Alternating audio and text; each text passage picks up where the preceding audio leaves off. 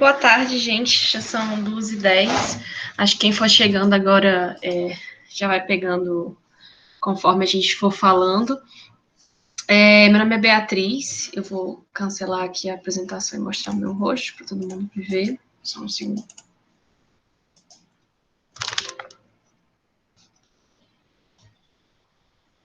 Pronto. Então, boa tarde. Atualmente eu sou a bolsista do projeto do teatro e essa é a nossa quarta palestra com convidados durante a quarentena. A gente está fazendo esse cronograma porque nós precisamos mostrar algumas atividades online para mostrar para a reitoria que a gente está fazendo as nossas atividades. E então a gente tem tido alguns convidados para falar com a gente sobre o tema que nós decidimos trabalhar esse ano, que é sobre fome e segurança alimentar. E especialmente sobre a fome, né? A gente está trabalhando com o projeto de pesquisa do FOMERE, com alguns outros convidados externos, como o João, que está aqui conosco hoje. E a gente queria, então, agradecer pela sua presença, João, seja muito bem-vindo.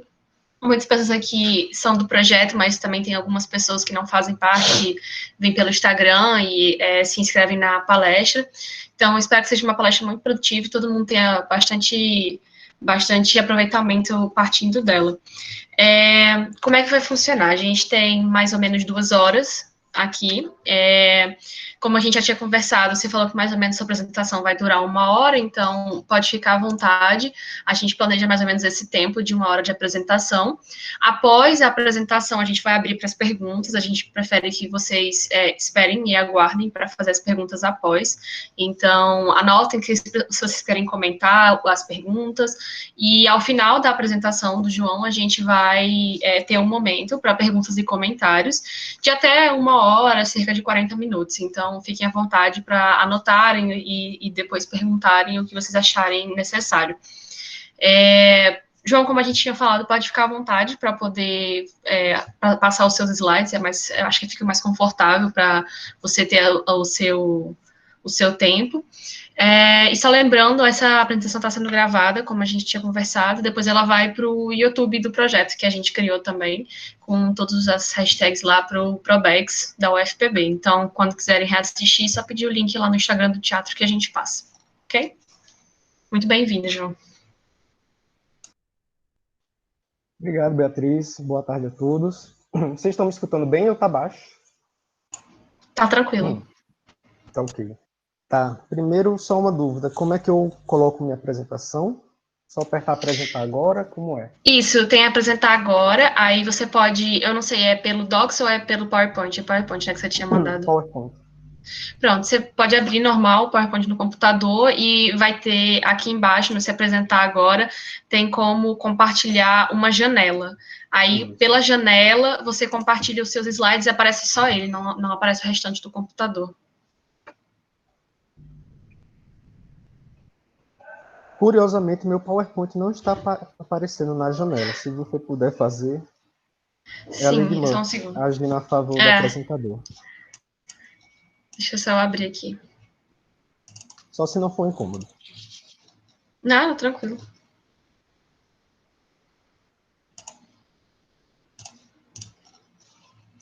Estou esperando abrir aqui o computador, é sempre a velocidade própria.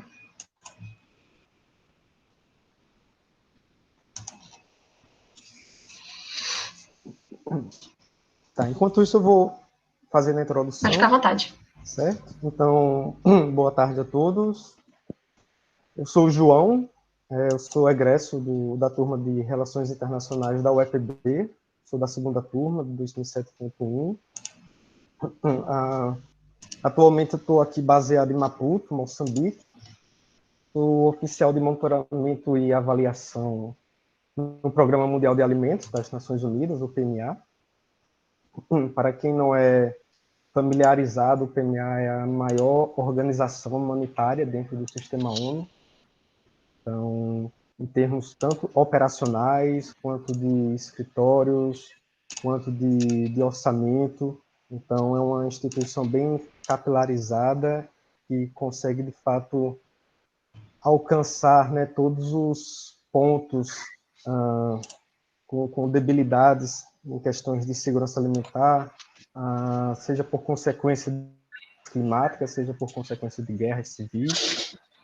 E após contato com a Isabelle e com a Beatriz, eu preparei essa apresentação, em que tentei estruturar aqui da melhor forma possível para vocês um pouco da minha trajetória profissional, como a Beatriz solicitou, um pouco também de fome e de segurança alimentar, então é basicamente o que eu tenho feito aqui, como a organização tem se comportado, e sempre pensando que é um tema constantemente debatido entre graduandos e até mesmo graduados, é a questão do mercado de trabalho.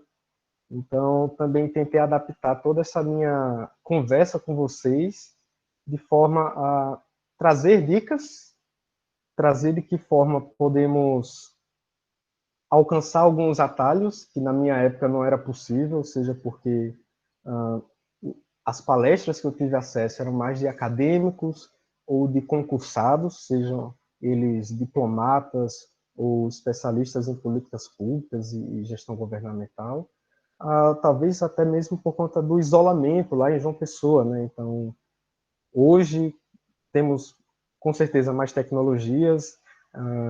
Esse Covid nos fez perceber que é sempre possível ter conversas com pessoas do mundo inteiro através da internet e parecia que era um dos maiores obstáculos 5, 10 anos atrás. Então, eu espero contribuir com esse diálogo com vocês. Não sei se vai bater exatamente naquilo que vocês estavam buscando, mas foi o que eu tentei trazer, com um pouco de meme, tentando trazer de forma bem flexível para que vocês possam entender um pouco da trajetória e tentar adaptar para o contexto de vocês, tá ok? Então, depois... Tá ótimo, João. Eu vou abrir o PowerPoint e eu vou abrir outra conta para poder ficar falando com vocês. Então, eu vou mudar a conta, porque senão eu fico preso no computador e às vezes não consigo dar play no áudio. Então, sempre que você quiser falar, pode falar que eu vou estar escutando. Certo, ok.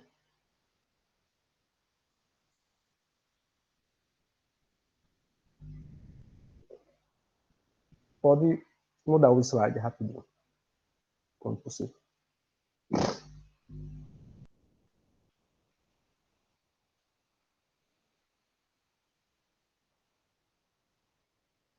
Então, a minha ideia hoje... ver? Então, né? Sim. Pronto. Só um segundo que eu já expando a tela. Tá. Então, a ideia é trazer esses 4 tópicos para vocês, as experiências em RI, além da academia. Acredito que é um tema que os graduandos debatem, que é qual é o caminho que um profissional de relações internacionais pode seguir para além da academia, e o que seria essa área de monitoramento e avaliação. E aí os 4 tópicos serão a trajetória acadêmica e profissional que eu segui, e de que forma vocês também podem, de forma semelhante, adquirir algumas oportunidades, sejam elas dentro da universidade, sejam fora. O segundo ponto seria monitoramento e avaliação em si, e outros perfis que estão em ascensão dentro do sistema ONU.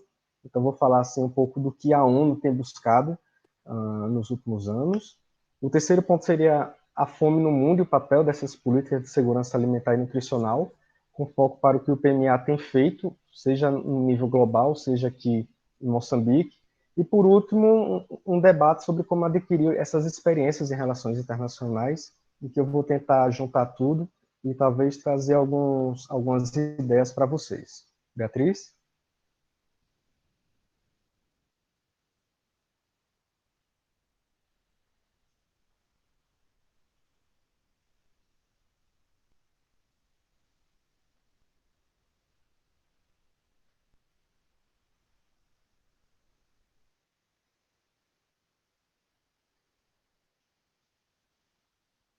Alô?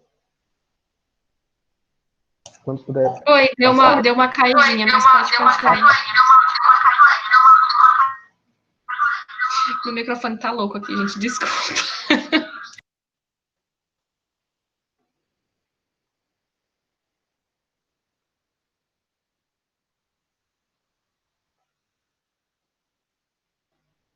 Então, só para antecipar no próximo slide para vocês, vou contar de forma um pouco resumida como foi um pouco da minha trajetória.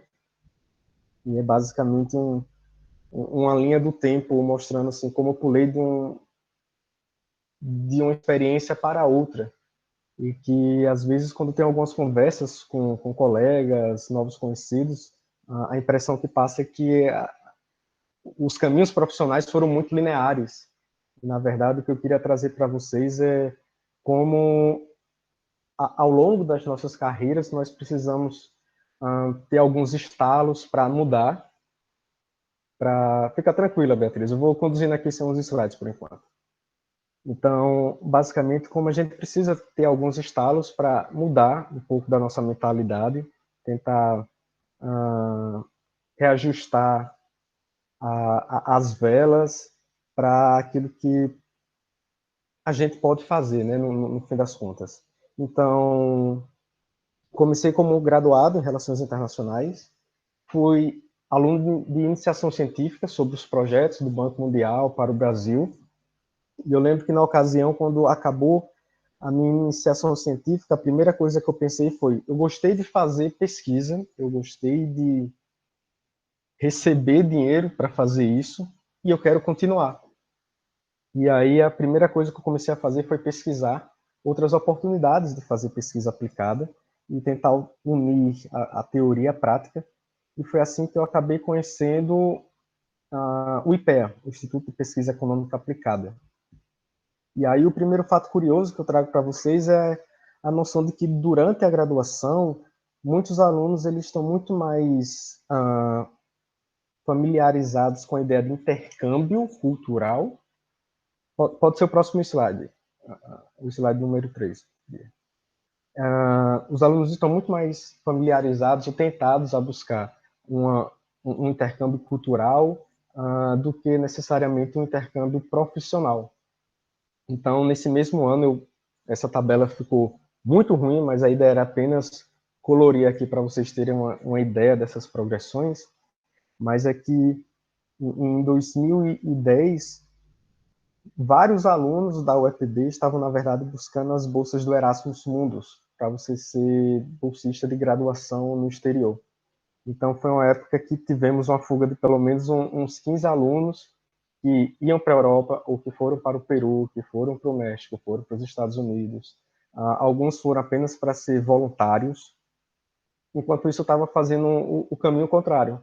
Eu estava aplicando para uma bolsa de pesquisa, ou seja, eu ia trabalhar como estagiário em um think tank como o IPEA.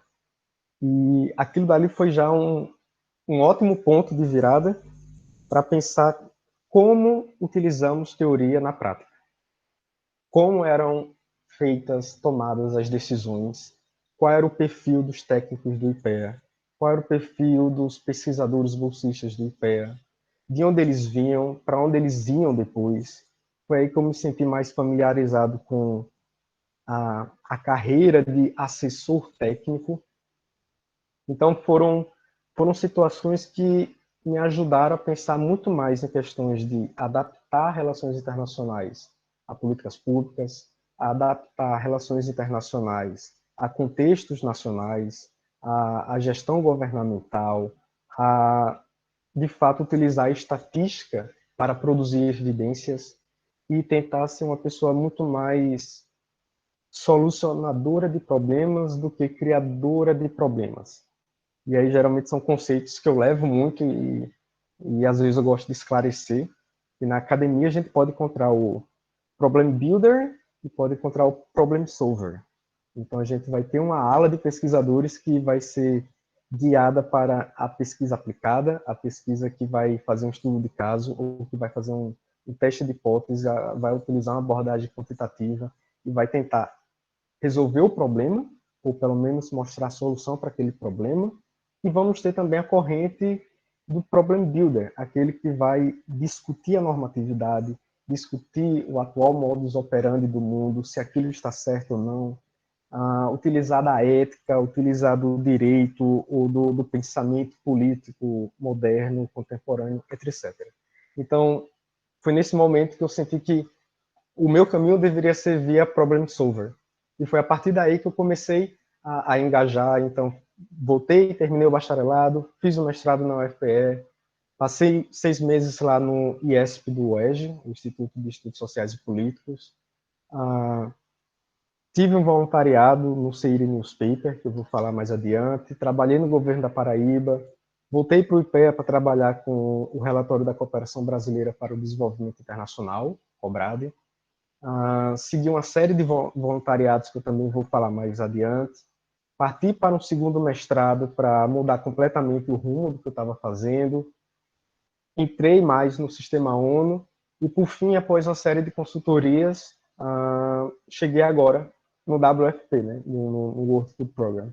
Então, a ideia dessa tabela era mostrar assim, que, basicamente, eu não fiquei muito tempo parado, mas isso não significa que foram situações fáceis. Na verdade, foram muitas situações em que eu precisava me reinventar ou precisava me adaptar a um novo contexto. E eu acho que são pontos que são comuns entre vários profissionais, mas que geralmente não são abordados quando estamos fazendo parte de um curso, e acaba tendo esse gap, essa lacuna muito grande entre estar na academia e às vezes estar lá fora fazendo consultorias ou participando de outras atividades não profissional. Bia, por favor. Então, o primeiro turning point que eu citei rapidamente foi a ideia de pesquisa aplicada. Então, esse foi o primeiro em que marcou uma mudança, como eu disse anteriormente. Enquanto muitos amigos estavam indo para a Europa para fazer intercâmbio, pegar 3 disciplinas e conseguir turistar bastante pela Europa. Eu estava indo para Brasília com a bolsa de R$ 700, tendo uma ajuda de pai para conseguir me manter lá, mas que no fim das contas foi muito gratificante em perceber a possibilidade de sempre utilizar bases de dados. Então, durante o PIBIC, eu utilizava uma base de dados do Banco Mundial, e quando chego no IPEA, eu me deparo com aquelas 2 telas, com informações da Bloomberg, tendo que atender a demanda do prédio inteiro do IPEA, para taxas de juros, produção de lixo no mundo, financiamento de bancos públicos durante o pós-crise. Então, foram todos trabalhos que não necessariamente tinham um rótulo de relações internacionais, mas que trazia a ideia da importância de conciliar o conhecimento técnico-científico com as necessidades práticas. Então, a ideia de utilizar bases de dados, checar fontes confiáveis, focar na solução de problemas, foram centrais naquele momento do meu percurso profissional. E, por fim, a ideia de elaboração de relatórios e apresentações. Então, para todo mundo que faz PIBIC, sabe que a gente tem que fazer uma série de relatórios parciais. Mais à frente vai ter o TCC com outro conjunto de publicações, mas que o IPEA me trouxe também uma abordagem um pouco mais prática de como a gente deveria adaptar cada um desses conteúdos. Então, hoje a gente já conta com o Instagram, então algumas pessoas já têm essas habilidades de comunicação, mas ainda assim, a academia falha muito em mostrar o que tem feito. E aí eu até chamo a atenção de vocês, como um grupo de teatro, sobre de que forma vocês têm passado a mensagem, né? Quem é o público-alvo de vocês? Como é que vocês têm feito isso? Se vocês consideram que é a maneira mais eficaz.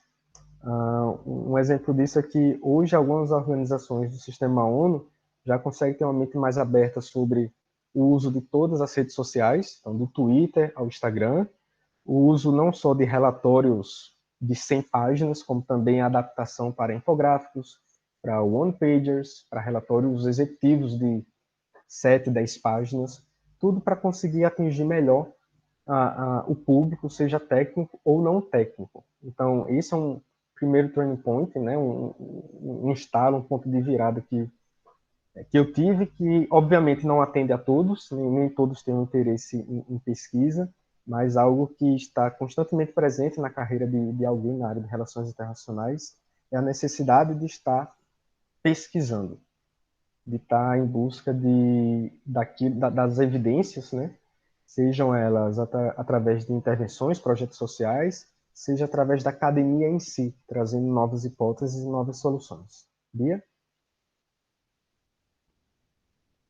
O segundo ponto, e aí que também foi muito importante, foi a questão da UFPE. Vocês têm o professor Augusto na UFPB, que veio da UFPE. Lá na UFPB tem o Fábio Nobre e tem a Ana Beatriz Henriques, que também cursaram doutorado na UFPE. E é interessante que, como o curso da UFPE em ciência política, é um curso que quebra bastante com quem sai das relações internacionais. Então, quando eu cheguei lá, o foco era no método científico. Então, uma coisa que eu aprendi lá, e aí eu até trouxe aqui, foi a ideia da metodologia tripartite, em que o professor Flávio Rezende, ele costumava desenhar um triângulo e mostrar, olha, vocês precisam primeiro equilibrar teoria, método e base empírica. Então, se vocês vão fazer, e ele criticava isso muito na área de relações internacionais, se vocês vão fazer uma nota basicamente explicativa, vocês devem ter ciência de que vocês não estarão empregando métodos. E aquilo me chamou a atenção porque eu ia constantemente checar a revista, a RBPI, a Revista Brasileira de Política Internacional, e eu me deparava com muitos artigos de ótimos professores, ótimos pesquisadores, mas que faltava um cunho metodológico naquilo. Então, eu acabei absorvendo muito dessa metodologia e depois disso ele falou, agora precisamos também pensar na metodologia, o equilíbrio. Se você vai fazer isso através de narrativas, de métodos qualitativos, se você vai fazer isso através da estatística, ou seja, números, ou se você vai fazer através de modelagem, que pode até utilizar questões qualitativas, mas que no final ele vai te trazer um modelo que pode ser replicável. Então foi basicamente isso que eu fiz durante a dissertação. Foi uma virada dentro da área de cooperação Sul-Sul, enquanto todos ali em 2013, 2014, 2015 estavam fazendo estudos de caso para tentar entender por que a Embrapa estava na África, por que a Vale estava indo para a África, qual era a política de segurança alimentar que o Brasil estava exportando, poucas pessoas estavam, na verdade, tentando entender qual era a conjuntura macro, né, o ponto de vista holístico. E aí isso chamou a minha atenção e acabei indo para o IESP, como falei, e lá tive contato com o professor Carlos Milani, né, que é um dos especialistas em cooperação para o desenvolvimento, e eu achava interessante como até lá o meu ponto de vista quebrava muito da maioria. Então, enquanto muitos estavam ali pensando em narrativas, eu estava trazendo abordagens mais quantitativas para mostrar a relação com nível de governança, se o país recebia mais ou menos projetos. Então, o uso de metodologia científica, eu gostaria muito de alertar para vocês que é muito importante dentro da carreira, porque os temas eles mudam. Mas se a gente tem uma base sólida de metodologia, a gente consegue se adaptar aos novos temas e conseguimos também buscar novos pontos de vista. Então, isso lá na frente acaba afetando um pouco na minha escolha por seguir a área de monitoramento e avaliação.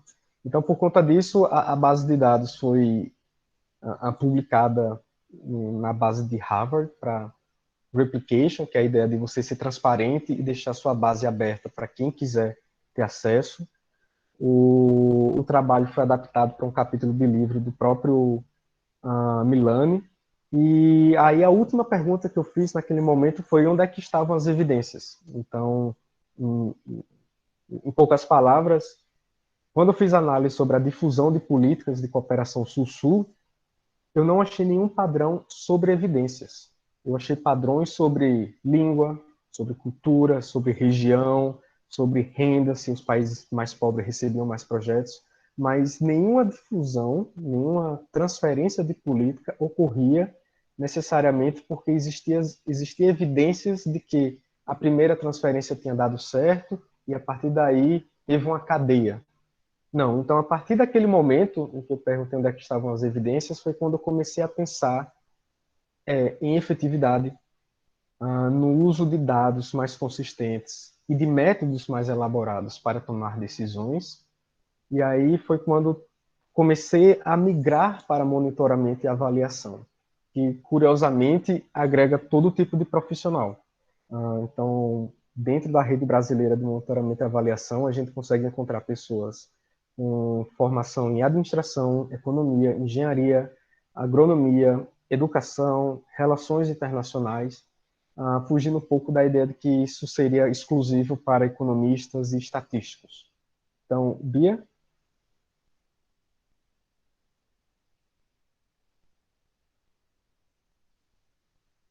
E aí eu trago uma ótima sugestão para todos, que seria a ideia do voluntariado.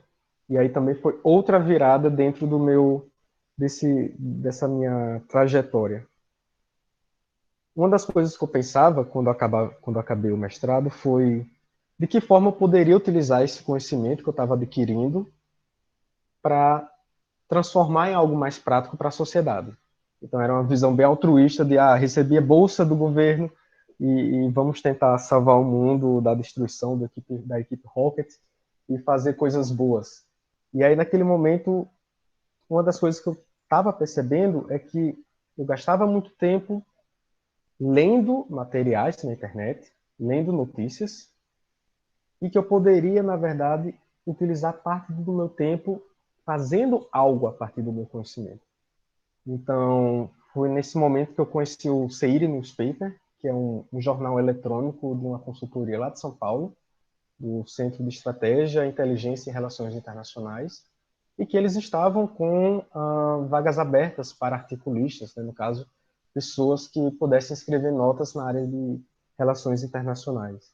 Então, eu passei o ano inteiro sendo voluntário deles, escrevendo semanalmente, gastando 2, 3 horas, vendo notícias do leste da África, que foi uma região que trouxe alguns insights depois da minha tese, da dissertação. E aí coincidiu com o fato de, em 2015, eu ter ido para Brasília, como eu tinha mencionado antes, para trabalhar como assistente de pesquisa 3 no projeto da cooperação brasileira. Então, veja a cadeia de eventos que ocorreu por conta de um simples voluntariado. Primeiro, eu comecei a escrever semanalmente notícias sobre cooperação internacional, uma vez que eu já estava lá no IPEA, dentro da equipe que falava de cooperação internacional.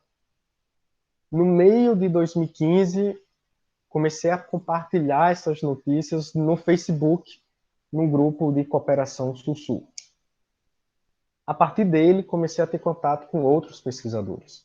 Então, o pessoal do think tank Articulação Sul, pessoal do SEBRAP, pessoal que estava na ONB, pessoas que eu nunca tinha visto na vida pessoalmente, mas que começaram a acompanhar o que eu estava escrevendo, a ponto de alcançar a Karen Costa Vasque, que era uma consultora do PNUD, baseada na Índia, e a gente começou a trocar ideias sobre transparência de dados na cooperação Sul-Sul, o que poderíamos fazer, como a Agência Brasileira de Cooperação e o IPEA estavam tratando esses temas, e literalmente do nada, em setembro, outubro, a Karen manda uma mensagem para mim e fala: João, aqui tem um think tank chamado RIS, o Research and Information System for Developing Countries, que é semelhante ao IPEA, e eles estão organizando um seminário para jovens profissionais na área de cooperação Sul-Sul, e gostaríamos de contar com representantes brasileiros,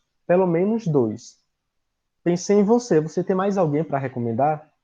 Então veja que uma simples atitude de estar ali sendo voluntário, compartilhando alguma parte do seu conhecimento, desde casa mesmo, já começou a trazer frutos que eu nem esperava. Então, foi a primeira viagem internacional que eu fiz para a Índia, com tudo pago, junto com outros profissionais, jovens profissionais na área de cooperação Sul-Sul, tudo por conta de um voluntariado. E aí, a partir daí, eu comecei a ver o potencial que esses voluntariados poderiam causar dentro do nosso desenvolvimento profissional. E aí, no início de 2016, eu achei o site da ONU Voluntários, que tem uma seção apenas também para atividades online.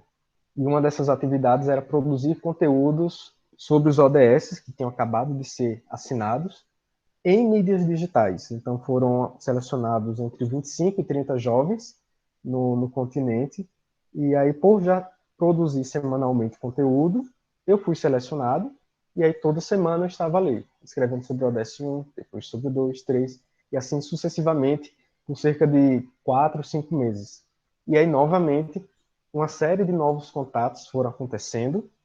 Foi assim que eu acabei conhecendo o IPCIG, o International Policy Center for Inclusive Growth, que fica baseado no prédio do IPEA, que foca exatamente em proteção social, segurança alimentar e nutricional e cooperação Sul-Sul, que seria já uma das sugestões de site para acompanhar, já que eles produzem vários webinários, vários policy briefs e tem conteúdo de ponta sobre esses 3 temas.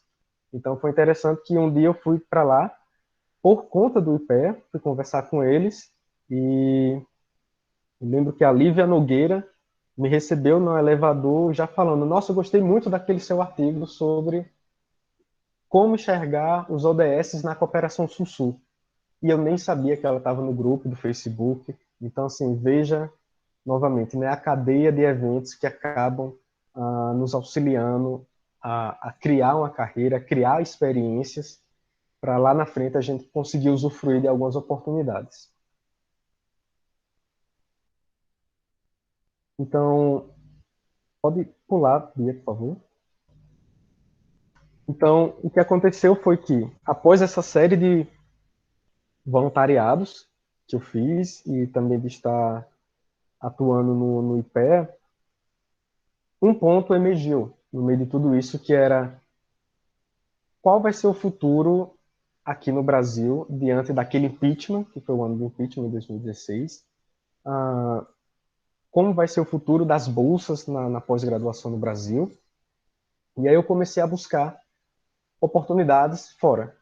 E aí a primeira pergunta é o que buscar? Vai ser um curso que vai se voltar mais para a teoria, mais para a prática, mais para o método.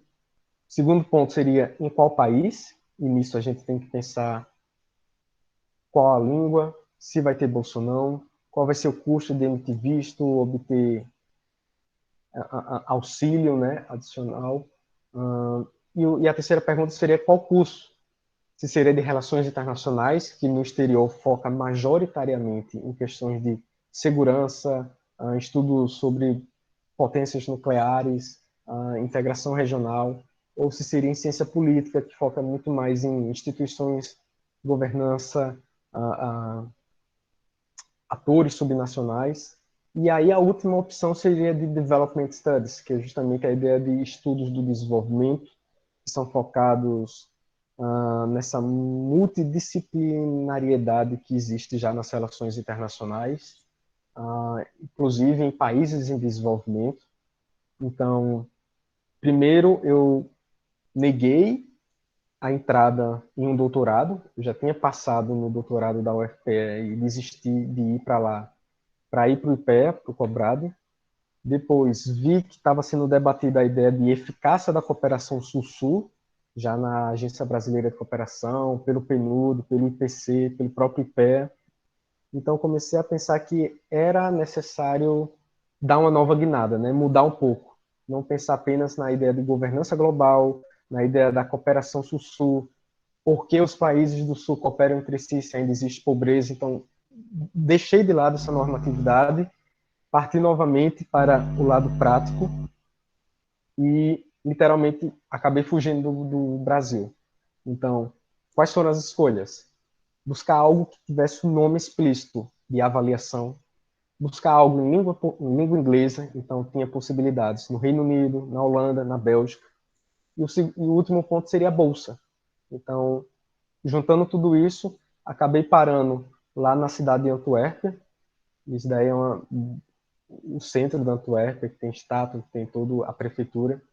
Uma cidade que tem o segundo maior porto da Europa, segunda maior quantidade de nacionalidades residentes em uma única cidade. O mestrado contava com cerca de 70 alunos de 30 países diferentes. Então, o intercâmbio cultural e a possibilidade de ver as diferentes formas de desenvolvimento, de pobreza e de como solucionar ou tentar solucionar esses problemas foram muito fortes e em nenhum momento me arrependo dessa guinada e é algo que eu insisto, né, com algumas pessoas com quem eu converso, e sempre pensar nessa possibilidade, né? Quem está em relações internacionais, às vezes é muito cobrado sobre a necessidade de se internacionalizar. E às vezes o primeiro entrave é como conseguir fazer isso quando não se tem experiência. Então, por isso que essa primeira parte da conversa foi muito sobre como a gente consegue alcançar essas experiências dentro da universidade, com o PIBIC, buscando uma bolsa fora, tentando pensar um pouco de forma pragmática. No meu caso, foi usando metodologias. Outras pessoas podem fazer isso simplesmente via extensão, via monitoria, dando aula, mas o mais importante é criar, né, pouco a pouco, essas experiências, esse portfólio e vender esse peixe para o mercado de trabalho em si, né? Bia? Então, nesse slide eu coloquei essas duas fotos e eu vou começar por elas porque eu gostaria realmente de chamar a atenção para isso. A foto de cima, enquanto eu estava lá no mestrado, eu fui em Genebra, na Suíça. Minha namorada estava fazendo um mestrado lá e eu lembro que a gente passeando e ela foi falar, olha, fica ali a sede da ONU aqui em Genebra. Cheguei lá e fiz, nossa, eu vou tirar uma foto digna de um internacionalista, que se fosse para Nova York também ia tirar foto em frente ao prédio da ONU. E eu cheguei lá, tirei com toda essa distância e descobri que a fila para entrar era enorme, que a pessoa às vezes precisava marcar com antecedência, que tinha um caminho limitado para você fazer lá dentro. E a foto de baixo é basicamente 3 meses depois, porque na foto de cima eu tinha acabado de descobrir uma vaga de estágio em uma das organizações sediadas lá em Genebra. Apliquei com toda antecedência, pensando em utilizar os últimos 3 meses do mestrado, já que é muito comum na Europa ter mestrados de um ano, em que você tem aulas por 9 meses, e os últimos 3 meses são dedicados para fazer a tese de mestrado, ou para você fazer o seu trabalho de campo, ou seu estágio. Então, foi algo que foi sendo planejado aos poucos no início do ano, mas que quando eu fiz essa primeira viagem, eu não tinha ideia de que, de fato, ia ter uma oportunidade aí. E pouco tempo depois, eu tinha sido aceito, tinha conseguido visto, tinha conseguido me mudar e estava podendo pisar lá dentro, no gramado, com o badgezinho azul e podendo circular livremente. Então, aquilo que parecia antes algo muito fora da realidade, e que aparentemente só brancos de olhos claros, europeus, trilíngues poderiam acessar, e ali por uma questão de acúmulo de experiências, de oportunidade e de sorte, claro, de aproveitar o time necessário, eu consegui. Então, outro ponto que aí eu chamei a atenção, né, o Turning Point 6, que seria de não perder a oportunidade, é que não tinha feito uma pesquisa tão extensa, porque dos requisitos da bolsa era voltar para o Brasil ao término do mestrado, mas quando eu estava já terminando ali a tese, fim de agosto, já calculando, já tendo basicamente a passagem comprada de volta para o Brasil, eu descobri que belgas ou estrangeiros formados em universidades belgas podem aplicar para uma bolsa, que é do Flanders Training Program, para você estagiar ou ser trainee em organizações da ONU. Então, era algo que estava totalmente fora da minha realidade, fora de cogitação, passar mais tempo lá, e que por um detalhe, pelas pessoas do meu curso, os professores saberem que eu estava lá, acabaram repassando essa informação e eu pude estender o meu contrato lá no Unitar até o fim do ano. Então, eu fiquei basicamente de maio, junho até dezembro, podendo aprender mais, podendo participar de mais grupos, como o Grupo de Avaliação das Nações Unidas, o UNEG, de entrevistar ex-diretores do UNEG, de organizar cursos entre Unitar e universidades americanas, de integrar redes de pesquisas, redes de avaliadores focados nos ODS, de publicar, mesmo como trainee, recente mestre, publicar insights sobre o uso de métodos de avaliação nos ODS. Então, assim, se eu fosse comparar como eu tinha aproveitado o meu mestrado com outros colegas de diferentes regiões, mas que fizeram o mesmo mestrado, então eu percebi que eu consegui espremer bastante a laranja para aproveitar aquela oportunidade. E é isso que eu gostaria de trazer para vocês, porque, ok, aqui foi lá em Genebra, mas quantas vezes eu também precisei espremer a laranja quando estava no IPE em Brasília, quando estava no IPE em Brasília, lá em 2010, com a bolsa de 700, para você morar numa cidade totalmente desconhecida no início, o tanto que eu espremi também para conseguir, sei lá, provar que uma abordagem quantitativa dentro da cooperação Sul-Sul poderia ser interessante ou não. Então, às vezes, é um pouco disso que a gente precisa fazer para tentar criar as experiências necessárias para lá na frente a gente conseguir atingir os anos ou os requisitos necessários nessas vagas da ONU. E tanto a gente acaba criticando que é uma vaga que pede 5, 7 anos de experiência, 3 línguas estrangeiras. Então, que fica sempre parecendo algo muito impossível, mas que se a gente colocar no papel de que podemos começar isso a partir já do terceiro período, quarto período, com essas experiências, então, sim, depois de 2 anos, 3 anos de formado, podemos sim ter esses 3 anos, 4 anos de experiência que a ONU pede, que às vezes parece tão fora de cogitação. Bia? Então, para fechar esse primeiro bloco, que eu tinha trazido com alguns detalhes, só colocando as lições aprendidas, né? Como é que a gente vai conseguir o primeiro trabalho? Se para trabalhar a gente precisa ter experiência, a gente só consegue experiência se já tiver trabalhado. Então, primeiro seria provar através dos títulos e de cursos. Os títulos podem ser, não precisa chegar ao nível do mestrado, mas tendo o título de graduação e depois você fazendo esses cursos complementares que tem em plataformas como o IDX, Coursera, a USP tem suas próprias plataformas, já é suficiente para poder comprovar o seu know-how, o seu conhecimento naquelas áreas. O segundo ponto seria comprovar também através de produtos.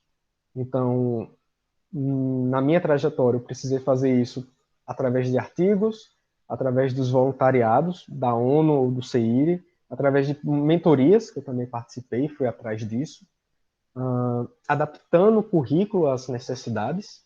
Então, um momento que foi um pouco difícil na área de monitoramento e avaliação foi justamente como adaptar a pesquisa aplicada a esse novo contexto na hora de aplicar as vagas. Então, aquela necessidade de checar se o que eu fazia no IPEA, de que forma eu poderia provar que isso era, na verdade, um monitoramento, um acompanhamento de políticas públicas, não necessariamente avaliação, e vender bem o peixe, utilizar as palavras-chave do momento. Então, por exemplo, na minha área de monitoramento e avaliação, é essencial falarmos sobre efetividade, sobre eficiência, sobre impacto, sobre tomada de decisão baseada em evidências.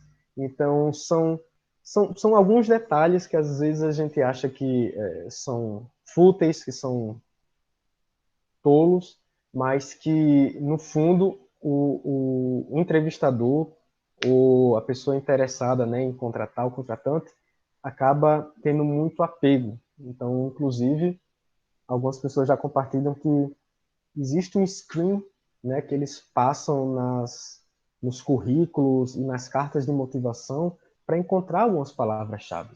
Então, se a gente não souber bem onde estamos, né, então, quando se fala em segurança alimentar e nutricional, temos que falar também em resiliência, temos que falar em mudanças climáticas, temos que falar em adaptação, temos que falar em provisão. Então, são todos itens que a gente também precisa se adequar para pensar em cadeia logística, a cadeia de suprimentos, os termos de value chain, supply chain, entre outros. Então, essas são as lições como trajetória, e agora, Bia, vamos falar um pouco mais sobre segurança alimentar e nutricional. Então, aqui no PMA, eu trouxe esse print, que é do site, para que vocês tenham um pouco mais de noção sobre o que é demandado dentro da organização, o que é que o PMA faz, né? E quais são as áreas. Acho que há 2, 3 semanas eu tive uma conversa com alunos da faculdade de Caruaru, Access, e eu estava justamente chamando a atenção sobre o que significa trabalhar na área de relações internacionais. A gente trabalha utilizando os conhecimentos de relações internacionais ou a gente trabalha com relações internacionais, né?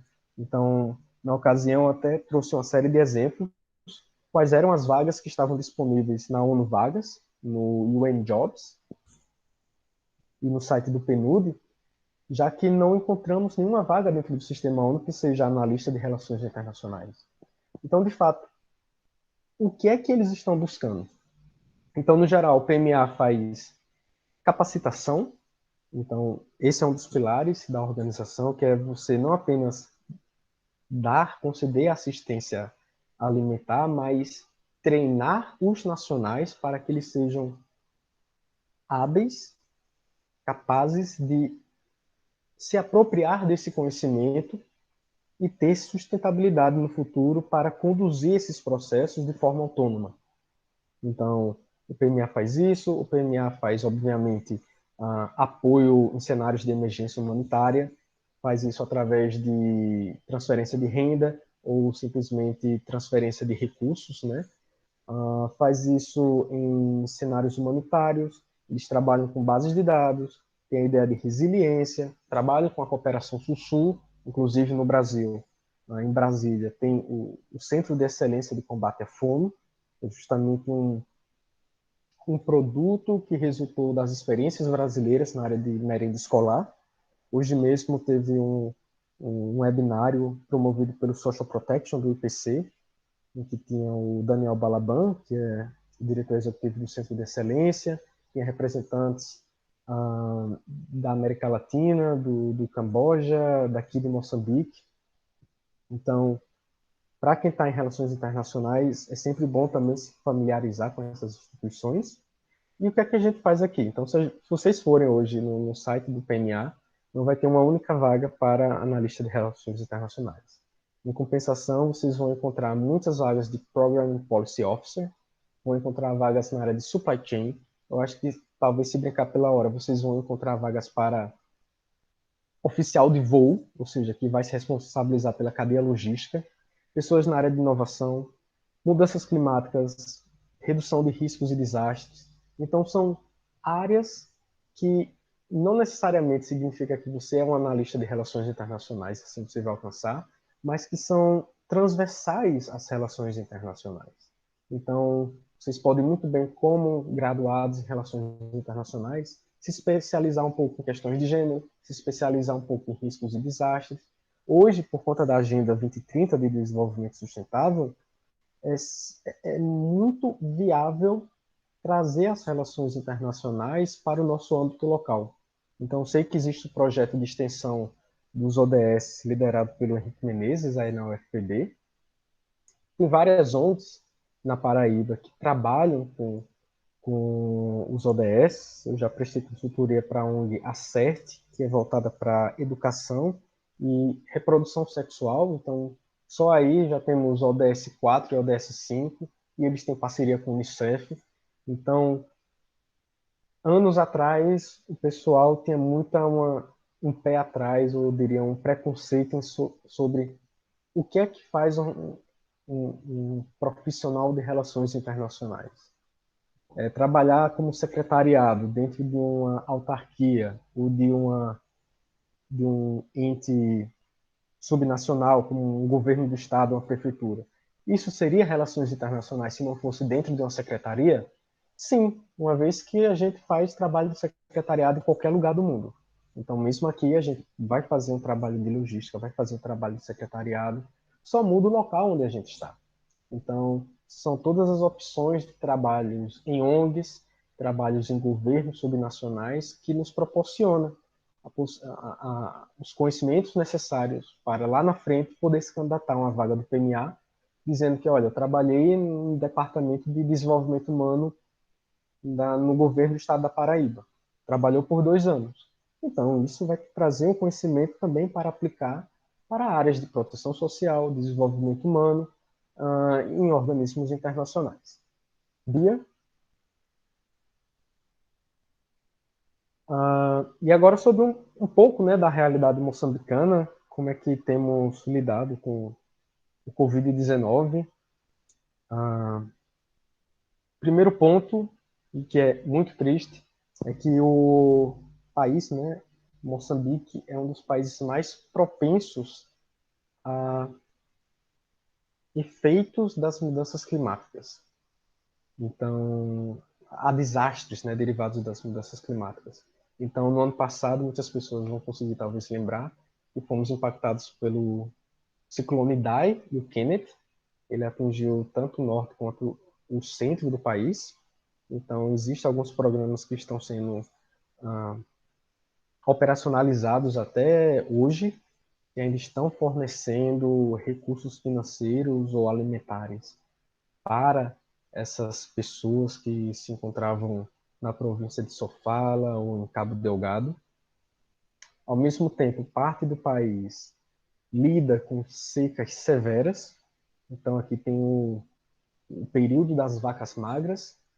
Então, por 6 meses, os agricultores, né, familiares, eles conseguem colher os seus frutos, colher os seus esforços, né, através dos alimentos, conseguem estocar, mas depois tem mais 6 meses em que não vai ter comida suficiente. Então, nesse momento, o PMA precisa atuar para fornecer essa assistência. Existe também uma série de programas complementares que é voltado para a resiliência e mitigação dos efeitos climáticos, para conseguir conceder essa segurança alimentar e nutricional. Há indicadores que são utilizados, o indicador do IPC, que justamente mensura a gravidade da segurança alimentar e nutricional. Então, veja que é um conjunto de ferramentas que existe tanto no plano estratégico quanto no plano operacional, de quem vai de fato a campo, para conseguir fazer as coisas acontecerem. O PMA também, em alguns cenários de emergência, ele é um líder no comitê interagência que reúne Unicef, reúne FAO, reúne Organização Internacional para a Migração, a ACNUR, e que basicamente o PMA conta com toda uma estrutura logística que permite utilizar aviões cargueiros, permite utilizar ônibus, caminhões, para chegar até os cenários de desastre ambiental, conseguir estabilizar antenas para estabelecer conexão, consegue levar seus arquitetos e engenheiros para criar as condições para colocar as tendas e assim receber todo o corpo humanitário para poder assistir a população vulnerável, né, e atingida por esses desastres. O segundo ponto é que Moçambique não consegue produzir a sua comida própria, né, não é suficiente, além dos problemas climáticos. Então, ela depende enormemente da importação de commodities.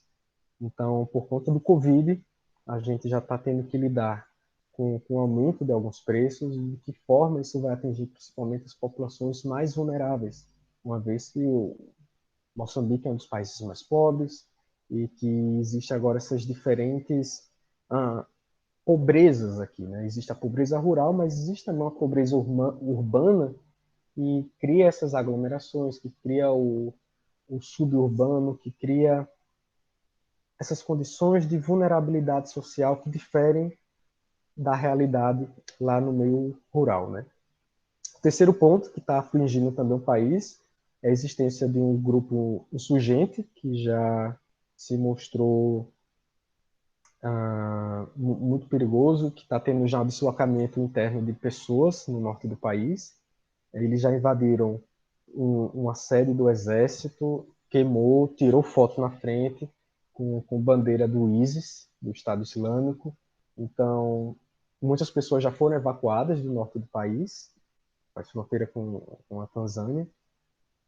Então, veja que temos tanto o lado climático, ambiental, como também temos o lado feito pelo homem, né? Man-made. E, por fim, o cenário está sendo pós-Covid. Infelizmente, eu cheguei aqui exatamente uma semana antes da declaração do estado de emergência. Então, foram apenas 8 dias em que eu atuei no escritório e logo depois o presidente fez o anúncio público de que as escolas seriam fechadas, de que algumas avaliações seriam suspensas e que era necessário tomar algumas medidas, tanto de restrição de pessoas, como de prevenção do aumento exponencial, né, dessa pobreza urbana e rural. Então, as adaptações que foram feitas, a ideia de take-home ration seria, ao invés de eliminar de uma vez por todas a entrega de merenda escolar quente dentro das escolas para os alunos, que esses alunos, ou pelo menos seus familiares, recebessem um kit inteiro de aproximadamente 5, 6 quilos, com arroz, com feijão, com óleo adicionado de um óleo fortificado, que tem adição de vitamina A, e outros itens. Então, a foto mostra justamente como foram feitas as medidas de proteção e para evitar o contágio do Covid, marcando com cal no chão nessas essas distribuições. Então, o segundo ponto, eu vim para cá para fazer uma avaliação do programa de merenda escolar em Moçambique e considerando que as escolas foram fechadas, então isso já impede a evolução dessa avaliação, seja porque não vai ter pessoas na escola para responder questionários, seja porque o país não está em lockdown, mas o espaço aéreo está fechado, então as pessoas só chegam ou saem através de voos humanitários, então tudo isso tem pesado na balança para dar continuidade à avaliação ou não. Enquanto isso, nos bastidores, todo o corpo técnico do PMA tem adaptado suas ações para conseguir conciliar, né, as necessidades. Então, a área de proteção social, de vulnerabilidade de grupos, também tem sido fortalecido. Então, por exemplo, no Brasil tem o programa apoiado pela Caixa Econômica Federal, o auxílio governamental, e aqui também o governo tem se engajado com diferentes organismos da ONU para conseguir alcançar esse público. Então, obviamente, temos algumas falhas em dados para saber onde estão essas pessoas vulneráveis. Então, uma série de organismos internacionais passaram a utilizar abordagens alternativas. Então, a área de monitoramento e avaliação foi bem demandada, foram formulados vários manuais sobre como monitorar e avaliar em tempo real algumas questões nesse momento. Então, passa pela ideia tanto de target quanto de avaliação. Então, foi trazido a público a ideia de utilizar dados administrativos. Então, você pode utilizar dados de supermercados, checar os preços mensalmente ou semanalmente, fazer questionário via telefone com grupos locais ou com líderes comunitários, utilizar dados administrativos do porto ou das fronteiras secas, onde é permitido a entrada de alimentos, através de imagens de satélite, através da checagem, né, do acompanhamento das mídias sociais. É bem interessante isso, que aqui em Moçambique há uma utilização bem abrangente de redes sociais, principalmente Facebook, entre a população urbana, e isso se deve porque uma das maiores operadoras telefônicas permite o uso dessa rede social desde que não seja com figuras. Então você consegue mapear, acompanhar os trend topics no Twitter ou no Facebook sobre o que é que o pessoal está falando, o que é que o pessoal tem debatido. E isso é especialmente interessante quando vemos pronunciamentos dos presidentes. Então a gente sempre acompanha os comentários que surgem, às vezes saem como: por favor, vá direto ao ponto que o meu crédito já está acabando. Por favor, presidente, fale logo que eu preciso, senão eu preciso recarregar o meu celular. Então a gente vai observando essas minúcias e a necessidade de adaptarmos a todos esses contextos. Bia? Então, aqui eu trouxe só um print desse sistema, o Hunger Map, que o PMA tem, em que ele consegue apresentar em tempo real algumas considerações sobre o estado da segurança alimentar e nutricional no mundo, quais são os países que estão numa situação mais alarmante ou não. Veja que a maior parte da África está nessa situação, então a gente pode ver que o PMA não mede apenas questões de segurança alimentar em si, como malnutrição, o consumo de comida, mas também mede questões como o vírus, propagação de vírus, se tem conflito, a questão da água, como é que tem essa população. Hoje, durante o webinário, uma pessoa do PMA também compartilhou um acompanhamento quase em tempo real de quantos países retomaram as aulas e em quais deles a merenda escolar também retornou. Então, essa é uma discussão que está em curso no momento aqui em Moçambique. De que forma podemos reabrir as escolas e, ao mesmo tempo, assegurar uma infraestrutura básica, ou seja, lavando as mãos, para que os alunos tenham acesso às merendas escolares e, enquanto não for possível alcançar esse consenso, que pelo menos as cestas básicas, né, sejam mantidas para poder serem compartilhadas com as famílias. Então, as ferramentas, né, esses sistemas de monitoramento que o PMA tem utilizado são variados. O primeiro é o MVAN, que seria o uso de mobile na equipe de Vulnerability Analysis and Map. Então, eles fazem surveys via celular, em que a gente tem acompanhado semanalmente essa evolução, como tem sido o acesso das pessoas aos mercados, aos serviços de saúde, quais têm sido as decisões tomadas dentro do seio familiar para ou acessar a poupança, ou para vender uma cabeça de gado, ou para vender seu estoque de comida. Né? Então, como em diferentes regiões de Moçambique as pessoas estão lidando com o Covid. O segundo ponto está sendo o monitoramento dos preços de alimentos, e isso é para diferentes tópicos, seja para checar a inflação, seja para pensar já na merenda escolar, quais são os alimentos que podem ser substituídos ou adaptados dentro de uma cadeia nutricional. O terceiro, que seria o auxílio emergencial nas zonas urbanas, então o governo tem trabalhado isso, o PMA também tem trabalhado, tem conseguido apoio externo, o que é muito positivo, uma vez que a crise está afetando todo mundo. Ainda assim, não se identificou em um corte de doação para os países mais pobres. E esse último ponto que eu já estava a comentar, que seria a ideia do advocacy, né, de advogar em nome da merenda escolar para que nem a família fique sem alimentos nessa fase, o que poderia provavelmente aumentar a desistência escolar, aumentar a quantidade de crianças que não retornariam para a escola para trabalhar no campo com os pais, ou simplesmente o casamento infantil. Então, é uma preocupação que já é consenso entre todos, e por isso que existe esse advocacy e esse lobby para conseguir garantir a permanência da merenda escolar. Bia?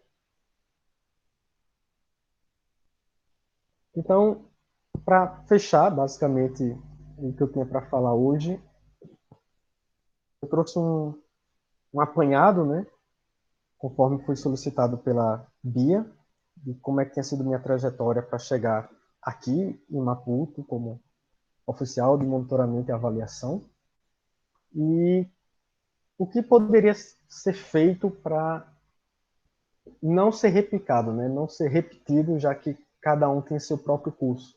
Mas quais são os caminhos comuns que poderiam ser estimulados dentro da universidade, e caso não exista, que alternativas poderíamos encontrar? Então, dentro da universidade, temos o caminho da pesquisa, que pode ser de forma voluntária ou pode ser pago via iniciação científica, e ela vai ajudar as pessoas a elaborar propostas, a se comunicar com audiências técnicas e não técnicas, e para isso seria a possibilidade de expandir a ideia de produto, seja de infográfico, policy brief, sumário executivo, com relatórios institucionais, com artigos de opinião, enfim, todas essas habilidades poderiam, na verdade, trazer melhorias significativas nas habilidades com a escrita, né, dos alunos. Isso tudo pode ser muito bem vendido lá na frente. O segundo ponto seria a ideia de laboratórios de dados. Então, sei que matemática não é muito bem vista dentro das ciências humanas e sociais, às vezes as pessoas têm alguns receios, mas algo que eu gostaria de chamar muita atenção de vocês é a quantidade exorbitante de dados que têm sido produzidos e que não necessariamente têm sido analisados. Então, eu lembro como hoje um TCC que era basicamente análise da política externa de Nicolás Maduro, ou era de Hugo Chávez, a partir de 140 caracteres, na época que o Twitter tinha 140 caracteres, né, como limite. E era uma coisa super simples, mas que traz um ponto de vista muito interessante. Qual é como personalidades utilizam de algumas mídias sociais dentro daquele espaço. Então era uma abordagem qualitativa, mas que é possível trazer isso de diferentes formas, através também de métodos quantitativos. Então, algo, por exemplo, que eu tenho muita curiosidade é de ver de que forma o presidente da República tem propagado notícias que remetem aos ODS. Então, seria o caso de criar tags sobre determinados pontos, né? Você criar as expressões, sublinhar quais são as palavras-chave de cada ODS e depois mapear via Twitter em alguns poucos códigos. Então, temos uma quantidade absurda desses dados e eu recomendaria muito que quem tem alguma familiaridade, gosta de lógica, gosta de métodos quantitativos, e se debrucem em aplicativos como Python, como R, que são de bases abertas, ou até mesmo SPSS, Stata, porque há muitos dados e quando a gente tem conhecimento de onde estão esses dados e de que forma podemos utilizar, isso rende lá na frente diferentes produtos, diferentes trabalhos, e isso acaba chamando a atenção de empregadores, de colegas, e isso faz com que a gente consiga abrir várias portas. E, claro, a extensão. Vocês já estão agora na extensão, a Isabelle faz parte de outra extensão lá na UFB, o PUA. No início do ano eu tive contato, tive uma conversa com o Paulo Kuma, e uma das perguntas que ele tinha feito é como é que a gente poderia vender a ideia do PUA? Então, tá, a gente às vezes se veste de palhaço, vai lá na escola e tal, e a gente tava conversando assim, olha, tem várias formas de vender o PUA. O PUA está focando em alguns pontos na questão da resolução de conflitos. Resolução de conflitos se leva também à ideia de habilidades interpessoais, habilidades com comunicação. Essa comunicação pode ser justamente uma resolução pacífica, uma empatia. Então, são habilidades que a gente pode vender lá na frente, são habilidades que são geralmente solicitadas pelo sistema ONU, de você ter essa empatia com o próximo, de você ter habilidades de comunicação e habilidades interpessoais para poder lidar com essas pessoas. Outras atividades de extensão que eu também chamaria atenção são as simulações de organismos internacionais.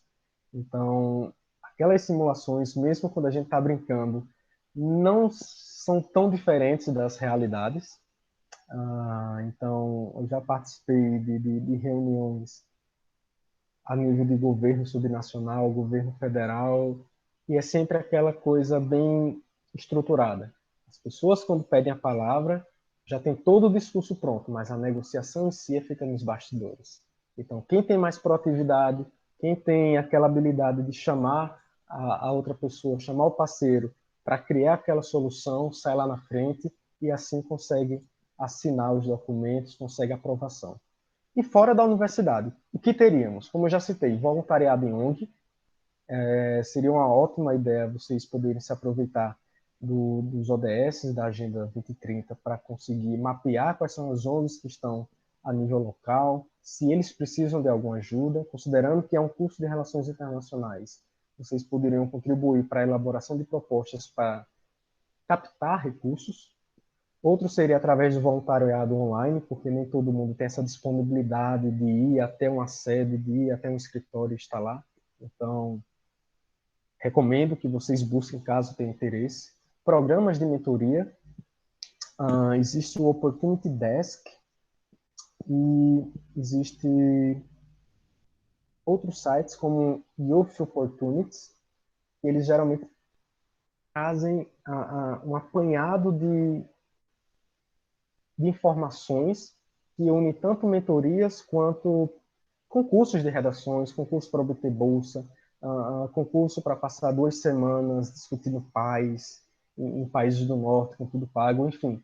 São oportunidades que às vezes não estão no nosso radar, às vezes até a gente desconhece, mas que existem sites que conseguem compilar todas essas informações e que seriam muito úteis para o nosso desenvolvimento profissional. Então, tenho amigos que têm o Youth Opportunities, eu posso colocar aqui no chat, e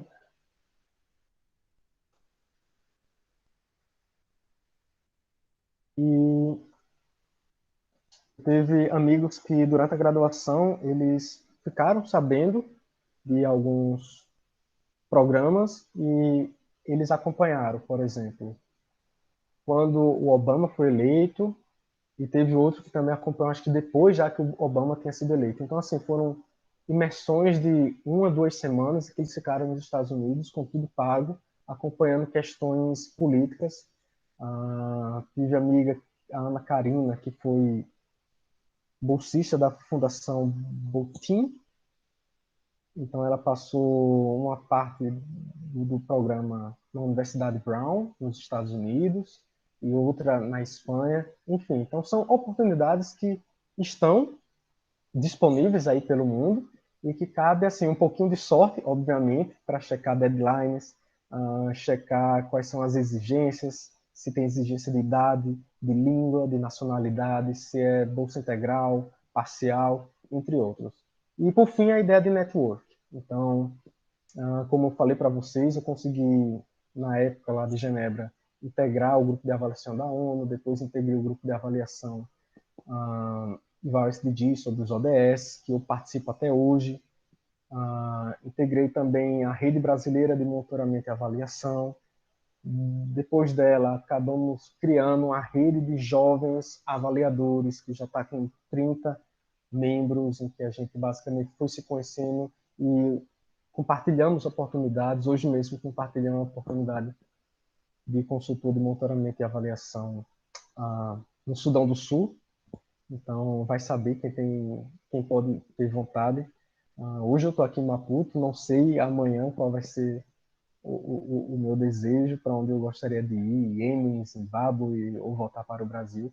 Enfim, o mais importante é que dentro dessas redes temos acesso a diferentes informações e que lá na frente podem ajudar. Então, por isso que eu citei o socialprotection.org do IPC, porque eles também compartilham muitos materiais, eles têm uma seção de jobs, eles têm uma seção de online ambassadors, que eu já fui embaixador online deles, e que permite que vocês criem conteúdo, que disseminem, que no final tenha um diploma lá da ONU Voluntários, dizendo que você já fez atividades para dentro do sistema ONU. Enfim, para hoje, Bia pode passar, para hoje eu acho que era isso que eu tinha para compartilhar.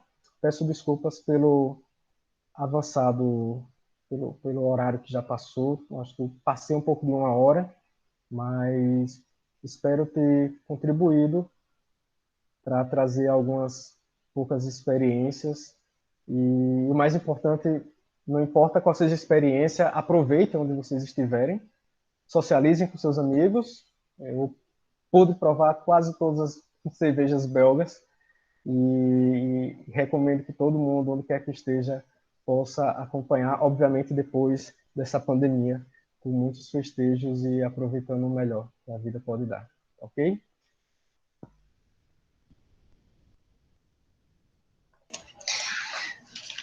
Muito obrigada, eu estava... Pronto, acho que deu certo. O microfone ia começar a fazer o ruído de novo, consegui salvar vocês. Agradeço muito, João, pela sua apresentação, ela foi muito engrandecedora. Acho que todo mundo, principalmente quem faz relações internacionais, se sentiu identificado, porque a gente tem muitos sonhos e muitas vezes a gente tem bastante receio de não conseguir cumpri-los, né? Então é sempre bom ver alguém que veio de onde a gente veio e tem conseguido alcançar o que você tem alcançado. A gente vai abrir para perguntas agora, para quem está acostumado do teatro sabe como funciona, mas eu vou explicar. Vocês coloquem no chat o número pela ordem, então, por exemplo, eu vou falar primeiro o número 1 e vai botando conforme for querendo falar, para que a gente não tenha um momento em que alguém fale por cima do outro, ou, enfim, a gente tem uma ordem de fala. Eu queria falar, então, que quem sentir a vontade, quiser comentar, enfim, pode ficar à vontade, já pode começar a colocar o número no chat. E, para começar, então eu vou fazer, para dar tempo do pessoal ir organizando as perguntas, eu queria fazer a primeira pergunta, e daí a gente faz, você responde, depois a gente vai voltando de uma por uma, para também não ficar muita coisa para você ter que lembrar. Bom, eu queria perguntar, já que a gente viu seu histórico e você veio da UEPB, então acho que você entende que muito nossa preocupação é a questão de oportunidades, porque muitas vezes a gente tem receio de não conseguir emprego, de não conseguir estágio, enfim, de não conseguir se qualificar e ter experiências profissionais por estar em um lugar que às vezes a gente não tem muita disponibilidade de oportunidade mesmo, né? Então, uma pergunta que eu acho que é bem que a gente pensa, também voltado para a sua experiência toda, é se você acha que durante a sua graduação e as suas especializações, se existiam mais oportunidades do que existem hoje em dia, por diversos outros fatores que a gente sabe que vem tomando acontecimento ao longo dos últimos anos, ou se foi mais por uma questão de sempre ter essa quantidade de oportunidades, mas elas são poucas, e você que se prontificou a procurar, enfim, para a gente saber mais se foi, assim, a palavra não é bem sorte, mas é uma coisa mais, se foi a sua busca e as suas experiências que deram as oportunidades, mais do que a falta de oportunidades ou a presença delas. Deu para entender? Acho que foi mais ou menos isso. Ficou meio confuso, mas... Ok, sem problema. Eu espero a próxima pergunta ou respondo agora? Pode ir respondendo, que conforme as pessoas forem perguntando, a gente vai indo de uma por uma, para não ficar muito confuso para você. Certo. Honestamente, obviamente, eu sempre assumo que eu também tive um bocadinho, como fala aqui em Moçambique, de sorte em algumas questões. Mas eu realmente eu chamo mais atenção para o acompanhamento do que existe, do que está sendo lançado, sabe, Bia? Existe uma frase que eu costumo compartilhar com alguns amigos, de um livro de humor britânico bem chato, que é assim, não é o que eu sei, mas é o que os outros não sabem. E essa frase é bem emblemática porque é basicamente assim, se eu fosse comparar o meu conhecimento de estatística com um economista, com um estatístico, ou com um doutor em políticas públicas formado num PhD lá nos Estados Unidos, provavelmente eu não conseguiria competir de igual para igual. Mas se eu utilizo esse meu conhecimento de estatística dentro de uma área de relações internacionais, em que há poucas pessoas interessadas em utilizar a estatística para encontrar evidências, eu vou ter um diferencial. Então, assim, não foi à toa ter colocado lá atrás a ideia de foco no método ou de metodologia tripartite, porque isso é um oportunismo que eu tenho carregado comigo. Então, quando eu passei para relações internacionais, eu passei simultaneamente em ciências contábeis na UFPB, porque eu sempre gostei muito de matemática, eu gostava muito de lógica, e eu utilizei isso ao meu favor. Então, eu sempre tentei ser um profissional de relações internacionais com foco em matemática, com foco em métodos quantitativos. Então, parte da sorte ela foi acompanhada por tentar adaptar a essa linha e por também tentar ficar ligado sempre no que era lançado. Então, uma vez por semana, não importa se eu estou empregado ou não, eu abro sites como ONU Vagas, UN Jobs Brasil, eu abro PNUD Brasil, eu abro UNDP, eu abro FAO, IFAD, Unesco Brasil, para pelo menos entender o que é que está sendo lançado de vagas, em quais áreas e o que tem sido demandado. Então, esse trabalho de acompanhamento foi também o que, em parte, me ajudou a conseguir muitas coisas. Então, quando consegui o IPEA, poucas pessoas sabiam que tinha o IPEA, mas até hoje, às vezes, sai uma vaga, tem 3 vagas no IPEA, atualmente, na área de cooperação internacional. Saiu vaga, inclusive, para graduando, acho que para atuar ou no Rio de Janeiro ou em Brasília. E eu fico sempre de olho nos grupos que tem no Facebook, ou com professores que estão no EPB, para saber, vocês viram que saiu essa vaga? Então, a questão é, do meu ponto de vista, continua a sair vagas. A questão é, quem está sabendo que saíram essas vagas? Ou quem é que sabe e não está compartilhando? Então, tem os dois lados da moeda, aquilo que é a sorte de encontrar o time, como eu falei, se vocês pesquisarem aí semanalmente o Desk Opportunity ou outro, talvez em algum momento apareça algo para vocês. Foi assim que eu consegui a minha mentoria. Foi assim também que eu comecei a pesquisar desde cedo quais eram as oportunidades de bolsa no exterior. Então, quem quer fazer um mestrado na Inglaterra precisa se programar para começar em setembro do ano que vem, precisa se programar agora, em outubro, novembro, que é quando você vai buscar fazer prova de língua estrangeira, buscar cartas de referência dos seus professores ou de profissionais que já te supervisionaram, que vai procurar os 3 cursos que você vai selecionar, enviar toda a papelada e esperar janeiro, fevereiro, para ver se foi selecionado para entrevista ou não, e continuar o processo. Então, veja que são informações que, desde a época da graduação, eu tinha, e às vezes, quando conversava com alguns amigos, eu percebia que não era de senso comum essas informações. Então, as sugestões que eu tenho para isso, para além da sorte, que é sempre muito importante, fundamental, é que a gente também fique de olho naquilo que está acontecendo no mundo, quais são os sites que publicam vagas, ou quais são os canais mais comuns, seja Facebook, que já está caindo um pouco em desuso, seja Twitter, Network, Instagram, com diferentes páginas. O importante é se manter atualizado para entender o que é lançado, quando é lançado e o que é demandado. Pelo menos esse é o meu ponto de vista. Não sei se cheguei a cobrir toda a sua dúvida. Cobriu sim. Foi ótimo, obrigada. Ah, Isabelle acabou de mandar aqui. Pode falar, Belle. Olá, João, boa tarde. Novamente, muito obrigada por ter topado dar essa palestra para a gente.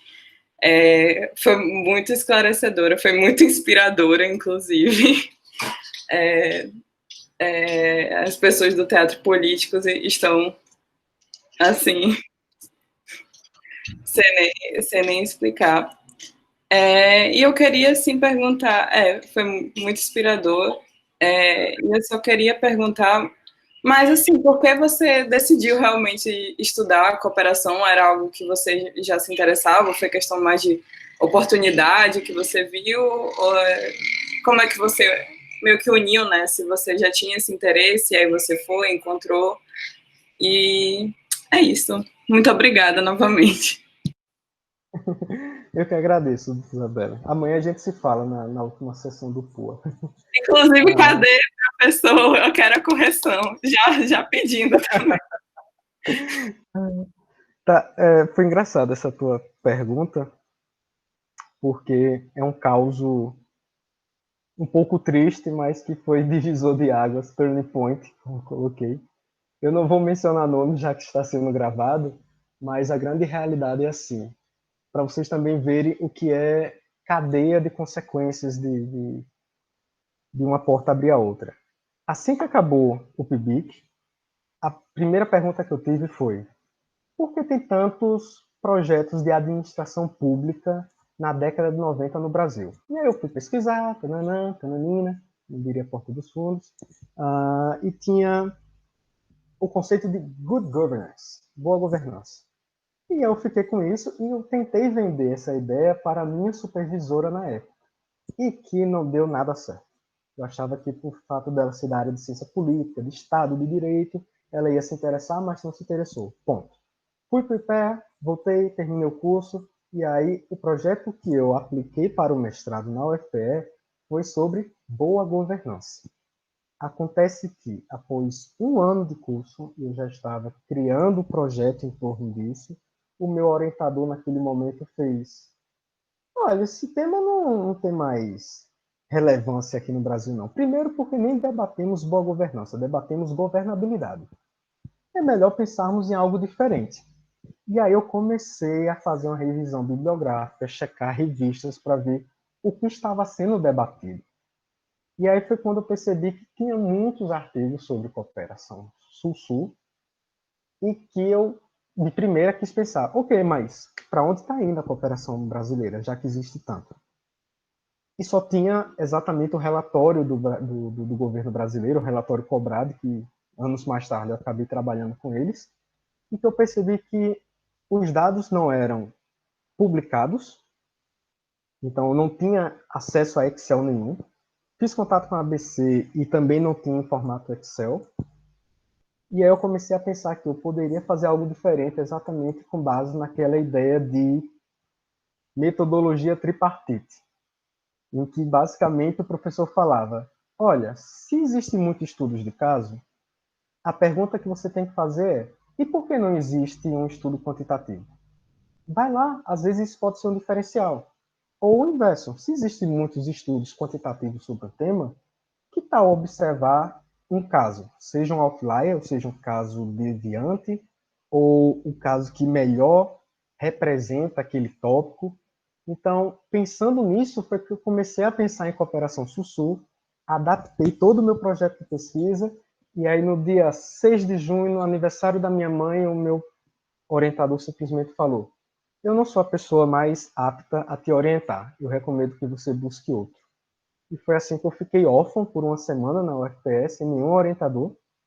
Fiquei altamente, assim, nervoso no dia. No dia seguinte já estava viajando para Recife para tentar negociar com a secretaria. E por conta disso, eu tive mais vontade de ir para o Rio de Janeiro, ser aluno especial do Carlos Milano, uma vez que é uma pessoa que já é especializada nessa área de cooperação Sul-Sul e que pôde conciliar, aproveitar que eu já estava vindo com essas ideias metodológicas, ele não precisava se preocupar com isso, e ao mesmo tempo ele podia fornecer todos os inputs, né, a literatura específica sobre a cooperação. E aí veja como foi interessante, porque eu era o único da sala, como tinha mencionado, que trazia essa abordagem quantitativa. Ele costumava zombar, né, brincando mesmo, que eu deveria ser o último a falar, já que sempre ia trazer algo holístico, mas em outubro eu só fiz uma prévia da análise dos dados, mostrando a correlação entre o número de projetos e o índice de governança, ou seja, se eram estados mais autoritários ou não que recebiam projetos de cooperação Sul-Sul, e ele ficou assim muito feliz com os resultados, que era simplesmente uma apresentação de slide, e ele fez: João, você permite que eu apresente esses dados numa conferência que eu vou mês que vem na USP? E era assim, uma conferência na USP com Deise Ventura, aquela Rosana Reis, genuinamente, eu fazia, meu Deus do céu, eu nem terminei ainda a minha dissertação e o professor, que é referência, está observando um potencial aqui. Então, foi por isso que eu fui para a Cooperação Sul-Sul, que eu levei um chute na bunda do orientador, precisei buscar algo a mais, e porque eu recebi esse reforço escolar lá na frente e vi que estava no caminho certo. Então, até por isso, depois o Milano convidou e eu tive um capítulo de livro justamente sobre a parte quantitativa, publicado no livro dele. Então, só para responder então a sua pergunta, né, se tem lugar para métodos qualitativos, tem. Ah, eu juro que eu não tenho o PDF desse texto, Metodologia Tripartite, não sei se é possível achar na internet, porque era um capítulo de livro, mas a ideia, no geral, da metodologia tripartite era exatamente essa, em que ele basicamente falava assim, olha, eventos históricos são comumente analisados por um viés qualitativo, então são muitos casos. Então, lá na década de 70, 80, teve uma pessoa que simplesmente fez, eu vou organizar todos esses eventos históricos, que eram, acho que, revoluções, e ele criou uma matriz de 0 e 1. Então, basicamente, ele conseguiu criar categorias de revoluções. E essa pessoa conseguiu revolucionar como enxergar grandes estruturas. E, às vezes, ocorre exatamente o inverso. São as pessoas que fazem muitas análises sobre o impacto da ajuda externa para o desenvolvimento, jogam regressões múltiplas em cima dessas análises com diferentes variáveis, e aí chega uma pessoa e faz, e se fizermos um estudo de caso em Lesoto para ver, de fato, o que veio primeiro, o ovo ou a galinha, a democracia ou o desenvolvimento econômico? Então, sim, é totalmente possível você utilizar a metodologia tripartite para fazer métodos qualitativos. Espero que tenha respondido.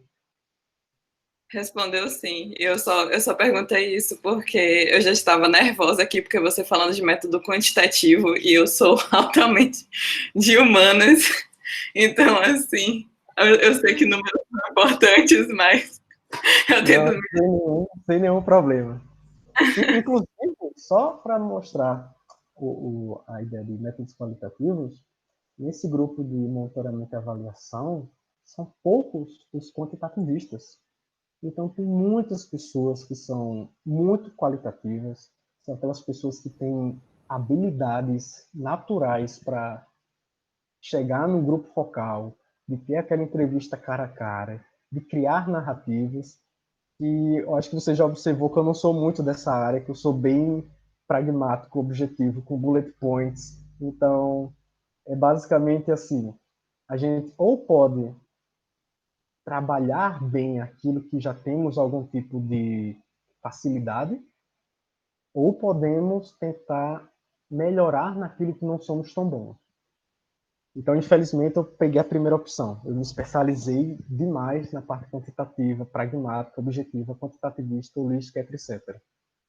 E às vezes eu paro para pensar, nossa, eu poderia ter gastado um tempinho a mais aqui, né, para ter uma empatia melhor para lidar com grupos focais, para ir a campo, fazer aquelas entrevistas qualitativas. Mas, enfim, são as habilidades que a gente precisa respeitar, que cada profissional tem, e de diferentes formas, obviamente, mas que, obviamente, cada um tem seu espaço.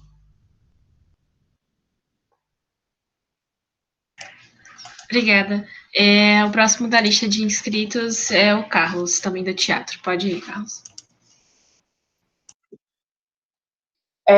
Primeiro, eu gostaria de cumprimentar João, obrigado pela fala. Como estudante de relações internacionais e tá no quinto período, ao mesmo tempo que sua fala me dá muito medo e me dá muito, meu Deus, o que eu estou fazendo e o que eu faço, ela é inspiradora na mesma linha. Então, dá para pensar o futuro, apesar dos pesares.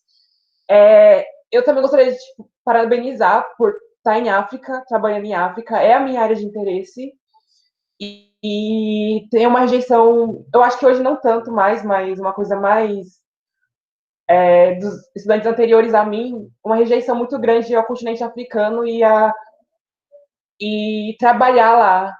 Não é o objetivo da maioria, e eu fico feliz que você esteja trabalhando aí. Minha pergunta é mais nesse sentido, do meu interesse mesmo em na região, sobre a questão do Cabo Delgado e a crise em Moçambique. E juntando com a temática do teatro, a questão da fome e das ações da ONU, da agência da ONU que você trabalha aí, em relação à crise e a segurança alimentar dessas pessoas nessa região.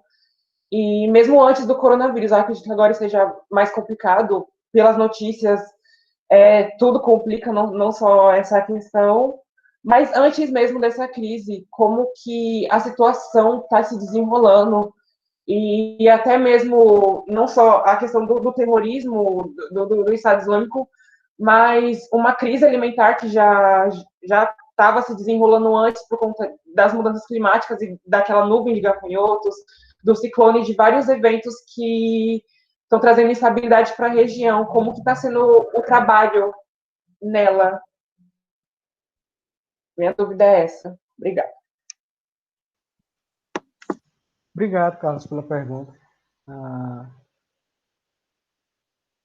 Muito rico de contexto, aliás, o seu comentário.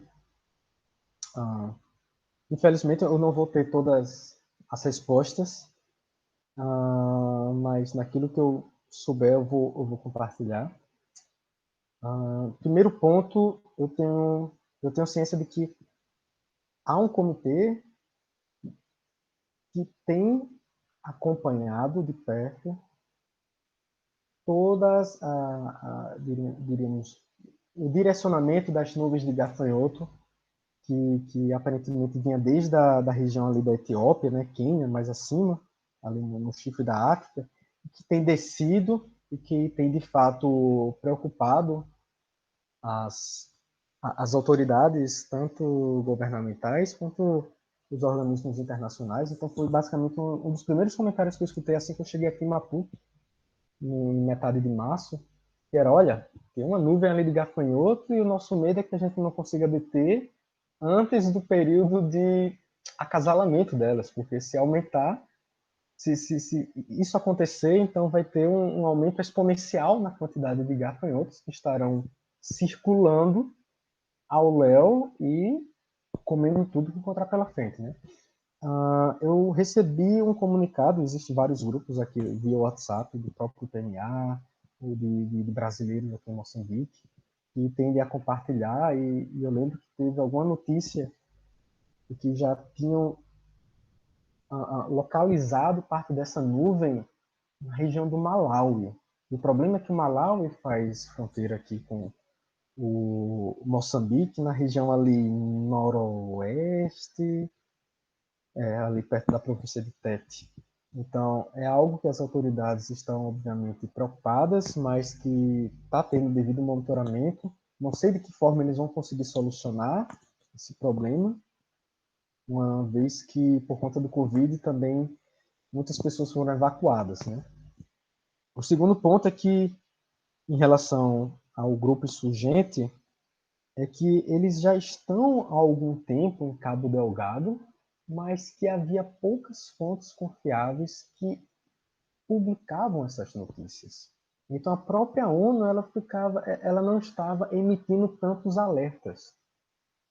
Só que nesse ano, e foi justamente pouco tempo quando estava aqui, que tivemos o ataque a uma sede do Exército, colocaram fogo, tiraram foto na frente, com máscaras e com a bandeira do Estado Islâmico, e desde então, basicamente, todos os estrangeiros foram evacuados lá de Cabo Delgado. Isso está assolando também a população local. Então, a gente tem visto alguns relatos de pessoas que estão sendo assassinadas lá, pessoas que estão fugindo. Então, é uma situação bem delicada. Tenho amigos que são da Federação da Cruz Vermelha, que iriam ficar lá em Cabo Delgado e simplesmente não foram permitidos, porque não tem um grau de segurança mínima.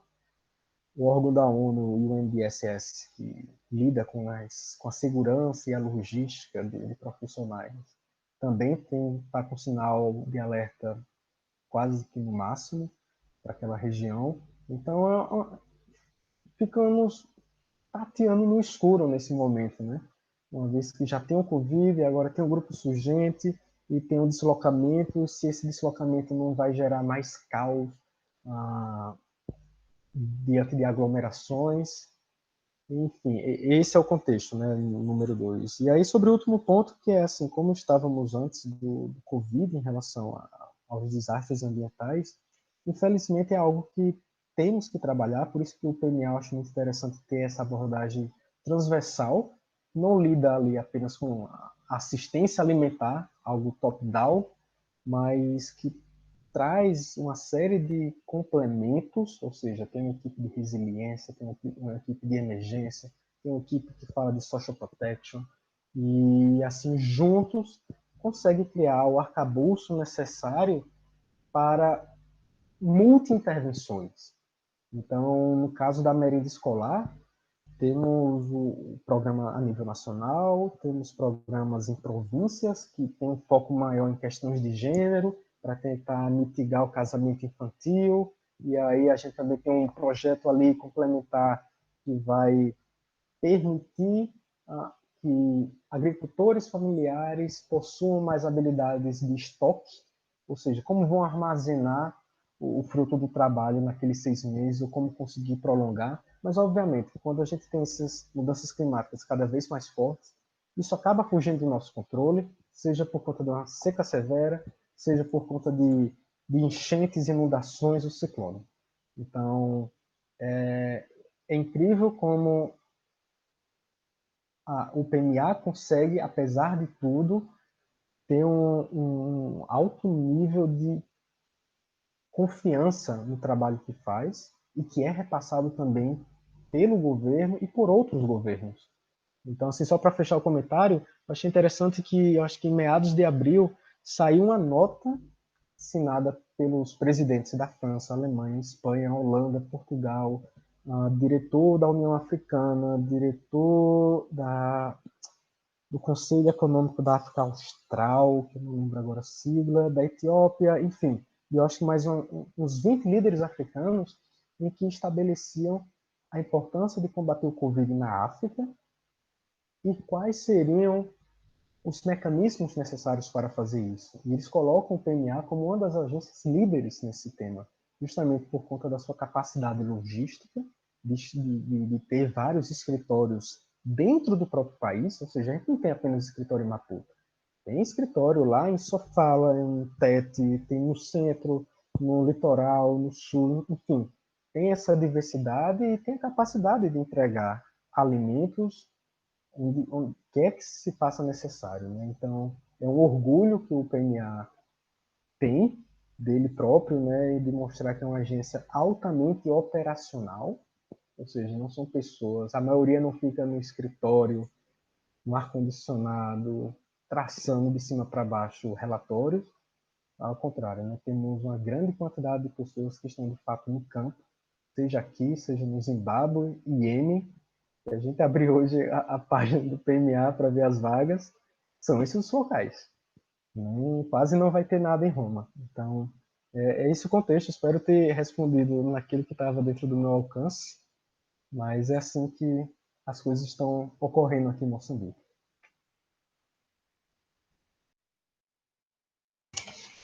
Obrigada, João.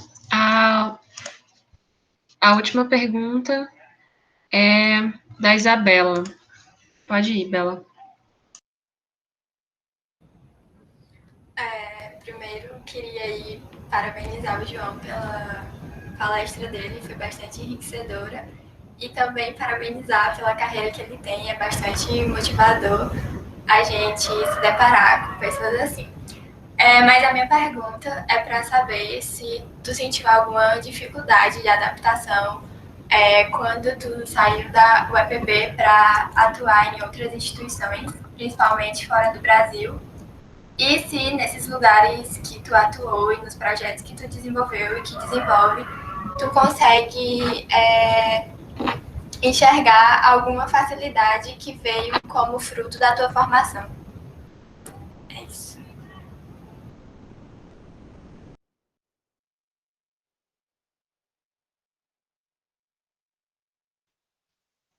Tá.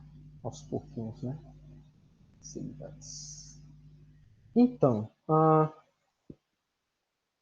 acho que o primeiro ponto que deve ser colocado é que, intelectualmente falando, eu nunca vi nenhum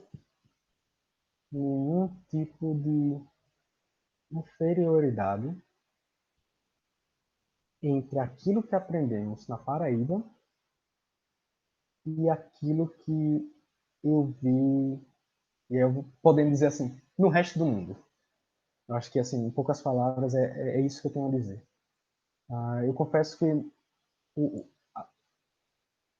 a primeira vez que eu realmente saí, né, da hashtag zona de conforto, né, quando eu saí da UEPB para ir para o IPEA, um graduando, com 20 anos, ou seja, nem era formado, eu senti que ali foi o maior desafio que eu encontrei em termos de provar aquilo que eu sabia e tentar não ficar para baixo em relação aos outros.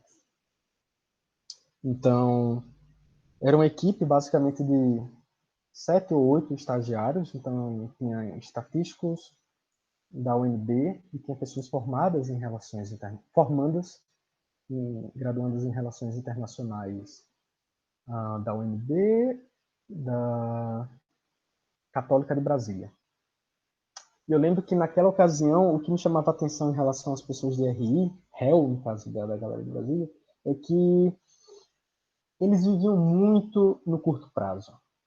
Tudo deles era falar sobre o jornal, sobre o diplomata X, diplomata Y, a biografia do diplomata Z, e que para mim estava um pouco fora de cogitação, porque primeiro a gente não tem essa realidade do corpo diplomático ainda na pessoa. E segundo, porque eu estava vindo de uma abordagem muito mais multidisciplinar. Então, por conta do PIBIC, eu já estava vindo nessa trajetória de estudar muito desenvolvimento econômico, e até hoje, se eu fosse contabilizar os livros que eu tenho lá em casa, físicos, eu acho que apenas 15, 20% deles são de relações internacionais. Os outros são, assim, majoritariamente desenvolvimento econômico. Então, por conta dessa ideia de estudar teorias do desenvolvimento, economia política internacional, ter essa visão mais transversal, eu cheguei como um profissional meio que multiuso lá no IPEA. Então, eu lembro que no primeiro trabalho que eu fiz sobre banco de desenvolvimento, o pessoal que era de health ficou meio perdido, e eu comecei a mexer lá no Excel, vi, por exemplo, que esse já era um diferencial na primeira semana em relação a eles não mexiam com Excel, comecei a mexer, e aí fui ver mapas, e meu irmão fazendo geografia, e eu já tinha essa familiaridade com mapas, e comecei a dar sugestões sobre legendas. E eu lembro que a pergunta do Erivelto, que hoje é o coordenador do Atlas de Desenvolvimento Humano do IPEA, no Brasil, fez uma pergunta muito simples que foi: nossa, quem é esse novo estagiário que eu não conhecia? E aí minha supervisora fez: esse é o João. Você é estatístico? Eu: não. Você é geógrafo, então? Não. Não? Economista? Também não. Ciências sociais? Na UNB? Não. Mas afinal, o que é que você tem estudado? Eu falei: não, sou de relações internacionais. Aí ele: nossa, eu sabia que era multidisciplinar, mas você está trazendo pontos de vista diferentes, mexendo no Excel, está falando de mapas, está falando de legenda e de cartografia, bem interessante. E aí eu comecei a observar que, assim, olha, não importa qual é a formação, simplesmente às vezes é uma questão pessoal, da gente tentar quebrar algumas barreiras. Então, de desafio, eu não senti, eu senti isso no IPEA. Quando eu fui para o UFPE, eu senti que existia um tipo de bairrismo em relação a quem já está formado e graduado na UFPE tem um diferencial metodológico, mas aí você vai lá, você está ali para aprender. Erre o quanto for, o importante é aprender. E quando eu cheguei na Europa, principalmente na hora de fazer o estágio lá em Genebra, e ali para mim foi eu senti que eu recebi o carimbo da pobreza terceiro-mundista, porque aquela cidade é extremamente cara, nem a minha bolsa de mestrado fazia render quanto rendia na Bélgica. E, nas primeiras semanas eu me espantava porque eu fazia, nossa, essa pessoa estudou em Oxford. Nossa, essa pessoa estudou onde? Lá na Sciences Po? Eu começava a pensar, nossa, eu saí lá da Paraíba, UFPB, passei pela UFPE. E nem na Europa, a Universidade de Antuérpia é, tipo, sei lá, top 5 como essas universidades, Sciences Po, Cambridge, etc.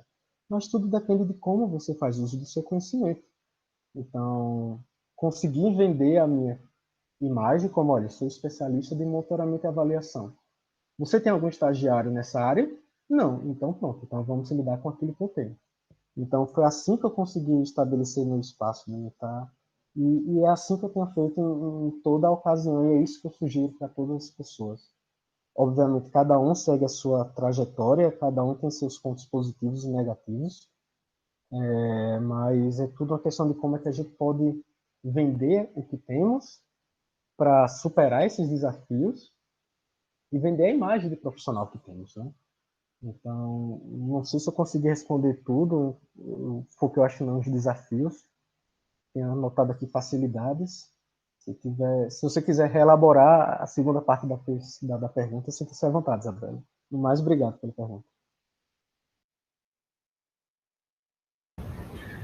No caso, é só para nesses projetos aí que tu atuou, se tu conseguiu sentir facilidade, mas a facilidade que eu falo é se tu conseguiu aplicar o que tu conseguiu aprender na academia, na graduação. Se isso foi um facilitador, entendeu? Ah, tá. Eu acho engraçado um ponto da graduação. Não sei se é um pouco de desconexão entre academia e mercado de trabalho, mas eu não consigo lembrar, por exemplo, de ter utilizado em algum momento da minha vida questões muito específicas sobre determinadas disciplinas. Sei lá, como, peguei aqui um enquadramento teórico lá da disciplina de, sei lá, de organismo internacional. Eu acho que, na verdade, o ponto mais positivo, que é a facilidade de ter se formado em relações internacionais, é porque estamos o tempo todo com a mente aberta para enxergar diferentes perspectivas. Eu não sei como é que é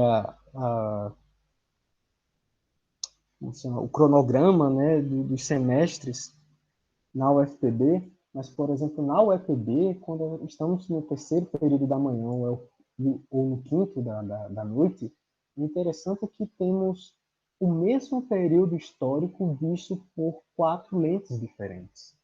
Então, a gente vai ter um ponto de vista da economia brasileira, da história do Brasil, eu acho que é da teoria 2 de relações internacionais, enfim, são 4 abordagens que não são excludentes entre si, na verdade, são complementares.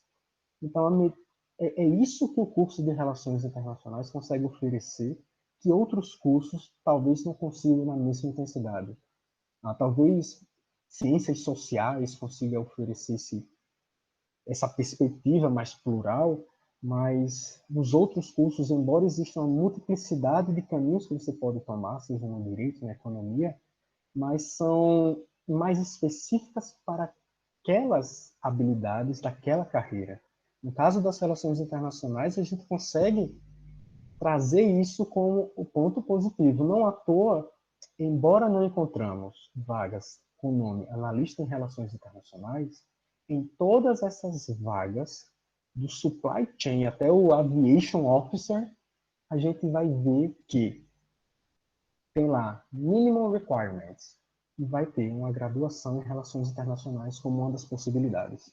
E eu acho isso incrível, porque basicamente o sistema ONU inteiro já identificou que pessoas formadas em relações internacionais têm uma grande capacidade para se adaptar a contextos multiculturais, a se ambientar a novos contextos, a conseguir trazer uma multiplicidade de visões e, obviamente, conseguir colocar tudo isso na mesa na hora de tomar decisões. Então, acho que Esse é o grande estalo que a gente pode fazer para não pensar que relações internacionais é apenas mais um curso que pode nos dar dor de cabeça e que a gente não tem certeza se vai ter trabalho lá na frente. Na verdade, talvez seja inverter a ordem de pensamentos, reconhecer que todos os outros cursos também estão tendo dificuldades em estabelecer seus campos, administração, economia, mas que temos uma grande capacidade de adaptação aos diferentes contextos. Hoje eu estou na área de segurança alimentar e nutricional e monitoramento e avaliação. Tenho amigos que estão na Ambev, tenho amigos que são que é diretora de marketing do Cinemark, tem pessoas na Academia Khan, tem gente que faz trade, tem gente nos mais variados tópicos. Então, RI, na verdade, tem que ser usado como a carta na manga para mostrar o quão flexível e quão multidisciplinar conseguimos ser nesse mercado de trabalho.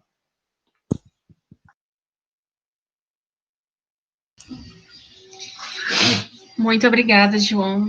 Como a gente não teve mais nenhum inscrito, já passamos das 4 horas, então a gente vai encerrar por aqui. Eu agradeço muito a sua presença em nome de todo o teatro, foi um momento muito importante para todo mundo que esteve aqui, principalmente para quem faz ações internacionais, eu acho que foi muito engrandecedor.